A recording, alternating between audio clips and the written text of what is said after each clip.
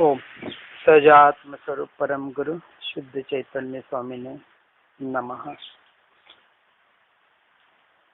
बारिश के मौसम में वैराग्य रूपी वर्षा बरस रही है और इसमें भीतर के उपयोग द्वारा नहा लेंगे तो बेड़ा पार हो जाएगा। जीव विचार करता है कि दूसरों को ठग लूंगा, लेकिन उसे पता नहीं दूसरों को तो ठग नहीं सकता, परंतु जीव किसी भी प्रकार की मायाचारी का उपाय करता है जिससे स्वयं के कर्म बंध ही करके स्वयं को ही ठग रहा है। और ऐसे ठगों के लिए इसलोक तथा परलोक दोनों में ही वह अपने आप को ही ठगा हुआ पाता है। इस लोक में भी कर्म बंध कर रहा है, परंतु व्यवहार की अपेक्षा से भी देखें तो आज दिन तक न कोई किसी को ठग सका है न ठग सकता है। उसका जब रिजल्ट आता है तब दुख के अलावा कुछ नहीं रहता है।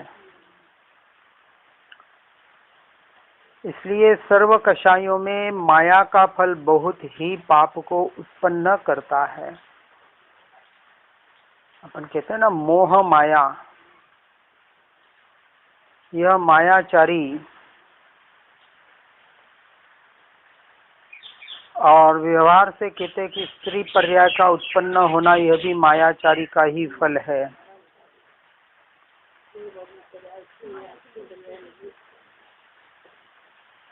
स्त्री पर्याय में मायाचारी का बहुलता से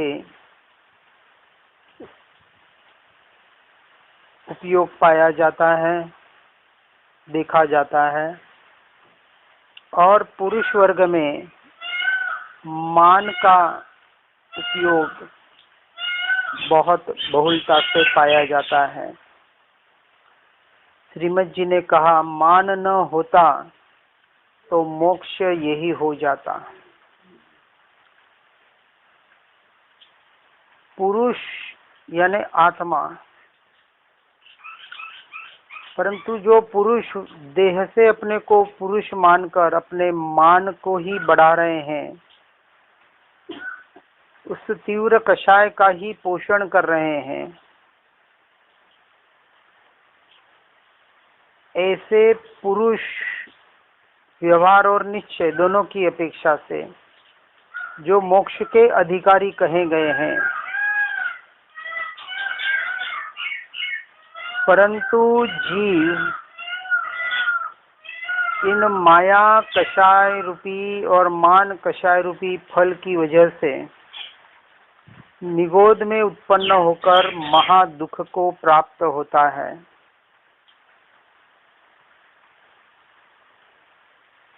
मायाचारी का फल निगोद है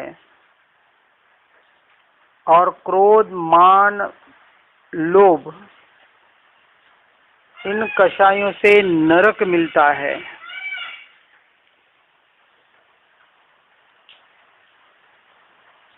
ऐसा श्री सुदृष्टि तरंगिणी में कहा गया है, जिसमें समस्त प्रकार के विचार करने की सामर्थ्य है तथा जिसका पाना दुर्लभ है। ऐसे मनुष्य जन्म को पाकर भी जो अपना हित नहीं करते, वे अपने घात करने के लिए विष वृक्ष को ही बढ़ाते हैं। विष रूपी वृक्ष को बढ़ा रहे हैं जिससे स्वयं का ही घात होगा। तो मनुष्य जैसा सर्वश्रेष्ठ योनि हमें मिली है, इसमें अपना काम कर लेने में ही भलाई है।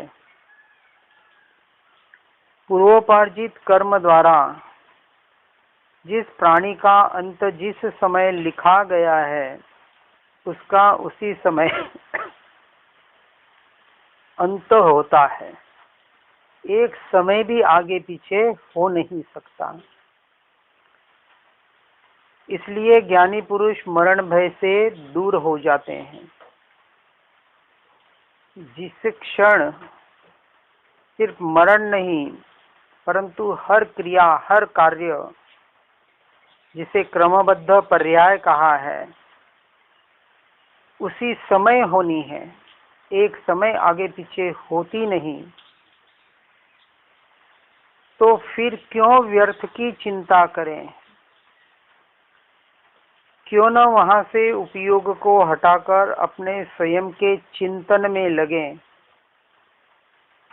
कि जो चिंतन चिंतवन रूप परिणमित होकर अपने चित्तवन में चैतन्य रूपी लोक की ओर ले जाए। इसलिए हे प्राणी, हे जीव, जिस समय अंत आना है इस जीव का यानी इस देह का, जिसे हम आयुष्य कहते हैं, मृत्यु कहते हैं, ऐसा निश्चित जानकर किसी प्रिय व्यक्ति का मरण होने पर भी शोक को छोड़ और विनय पूर्वक सुखदायक धर्म की आराधना करो। सुखदायक धर्म यहाँ बाहर की नहीं भीतर वाले धर्म की ही बात चल रही है कि जो परमानेंट सुख को देने वाला है। कौन से सुख को? मोक्ष रूपी सुख को।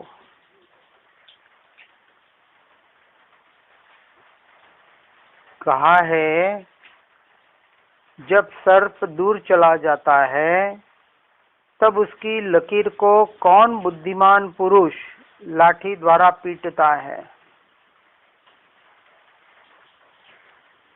हम लकीर के फकीर बन रहे हैं और कुछ नहीं कर रहे हैं।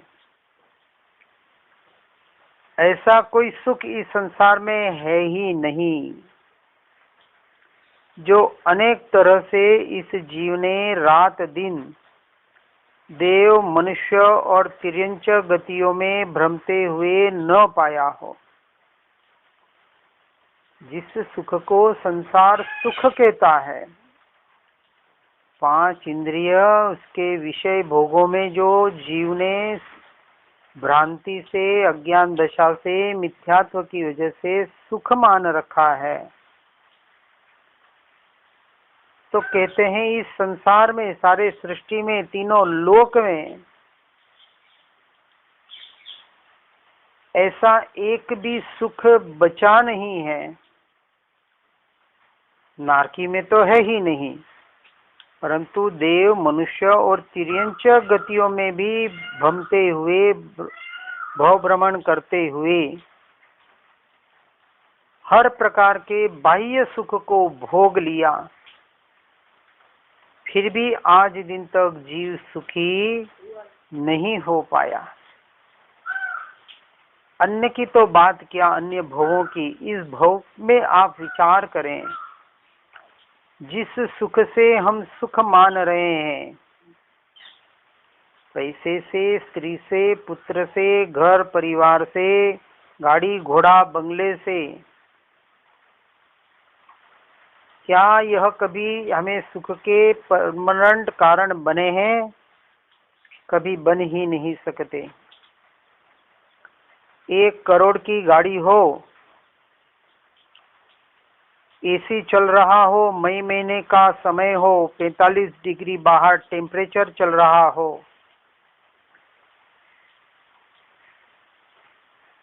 अब वो भीतर बैठकर एसी का सुख भोग रहा है। चलते चलते गाड़ी का इंजन बंद हो गया। अब उस आदमी की, उसकी गति की, उसकी मति, उसकी स्थिति कैसे होगी? जो आदमी एसी के बगैर रह नहीं सकता, खाते पीते उठते बैठते जहां जाए वहां एसी, अब यहाँ भर रास्ते में तो इंजन बंद हो गया तो एसी कहाँ से चलेगा, और गाड़ी बंद करके रखे तो अंदर से तप जाए और बाहर निकले तो 45 डिग्री के टेम्परेचर में तप जाए। जो सुख का साधन था अब उसे वही दुख का कारण बन रहा है। इसलिए संसार में सुख है, संसार से सुख मिलेगा, किसी से सुख मिलेगा, ये भ्रांति जब तक जीव निकाल नहीं देता है, ये तो व्यवहार हुआ। परमार्थ के दृष्टि से भी देखे, क्या शरीर के भोगों के सुख से सुख प्राप्त आज दिन तक कभी हुआ है, और क्या ये शरीर सुखी होता है? यदि शरीर सुखी होता और उसी कार में एसी में बैठे बैठे उस मनुष्य के प्राण निकल जाते, जीव वहां से निकल जाता, अब वो जो मुर्दा है क्या उस एसी का आनंद ले पा रहा है? अब उसे न उस एसी से कोई फर्क पड़ेगा, न उस 45 डिग्री से कोई फर्क पड़ेगा, क्योंकि सुख का बाहर के परिणामों का, परिणमन का जो अनुभव करने वाला था वो निकल गया। परंतु एक बात विशेष यहाँ वापस ध्यान रखनी है, जिस शरीर के परिणमन का अनुभव हो रहा था, क्या वो मेरा अनुभव था क्या? अब इसका विचार करें इस दृष्टांत के द्वारा कि जब एसी चल रहा था तब सुख का अनुभव हो रहा था, गाड़ी बंद हुई तो दुख का अनुभव हुआ। वास्तविक ये तो शरीर के परिणाम थे, एसी का परिणाम भी शरीर को लग रहा था और गर्मी का परिणाम भी शरीर को लग रहा था, परंतु भ्रांति की वजह से, भ्रमणा की वजह से, मिथ्यात्व और अज्ञान दशा की वजह से उसमें विराजमान भगवान आत्मा, वह जीव, इस बाहर के सुख को और बाहर के दुख को, यानी शरीर के सुख दुख को अपना मान रहा था, मेरा मान रहा था, इसलिए वो सुखी दुखी हो रहा था। बाहर के सुख से न हम सुखी होते हैं और बाहर के दुख से न हम दुखी होते हैं। हमारी यह रॉन्ग बिलीफ, मान्यता, विपरीत मान्यता, यह मिथ्यात्व, यह अज्ञान दशा हमारे सुखी और दुखी होने का कारण बनता है। यदि बाहर के सुख को अपना न माने, बाहर के दुख को अपना न माने, यानी अनुकूलता में रति न करें और प्रतिकूलता में अरति न करें, इसलिए रति और रति को 18 पापस्थानक में पापस्थानक बताया।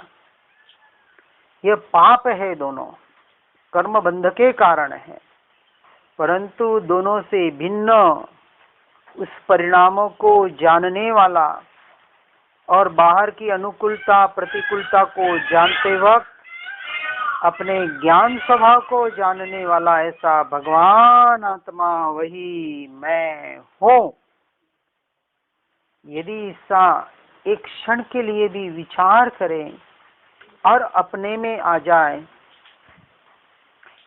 तो सच्चा समता भाव प्रकट हो। बाहर के सुख दुख से दूर हट जाना इतना सा समता भाव नहीं है, वहां से हटकर अपने स्वरूप और स्वभाव में आने का नाम सच्चा समता भाव है। इसलिए व्यवहार समता और निश्चय समता, व्यवहार समता हो उसे निश्चय क्षमता हो ऐसा कोई जरूरी नहीं है, और निश्चय क्षमता हो उसे व्यवहार क्षमता हो ऐसा भी कोई जरूरी नहीं है। इसलिए बाहर के परिणामों से किसी का आकलन न करें। वास्तविक तो किसी का आकलन करना भी नहीं है, स्वयं का ही आकलन करें। इसलिए चारों गतियों में इस भ्रमण के कष्ट को अत्यंत विनाशिक जानकर क्यों जीव वैराग्य को प्राप्त नहीं होता, और जो वैराग्य को प्राप्त नहीं होता, जिसके जीवन में इस क्षण भंगुरता का, औदासीन्य वृत्ति का उदय नहीं होता, ऐसे हे जीव तेरे इस जीवन को धिक्कार हो। ऐसा जीवन मनुष्य जन्म पाकर भी बाहर का जीवन जीने वाले का धिक्कार किया गया है, निषेध किया गया है, क्योंकि ऐसा सर्वोत्कृष्ट मनुष्य भाव मिला जिसमें वो स्वयं की आराधना करके स्वयं की पहचान कर सकता था। हर जीव इस बात को सुनकर समझकर अपने जीवन को वैराग्यमय बनाते हुए अपनी आत्म आराधना में आगे बढ़ने का प्रयास और पुरुषार्थ करे। इसी भावना के साथ ओम नमः सिद्धम।